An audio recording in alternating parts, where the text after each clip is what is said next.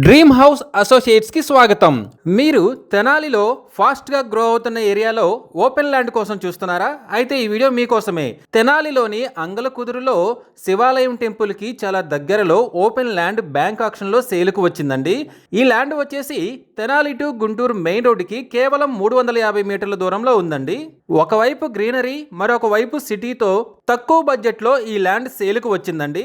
ఈ ల్యాండ్ వచ్చేసి 228 గజాల్లో ఈస్ట్ అండ్ నార్త్ ఫేసింగ్ తో ఉందండి.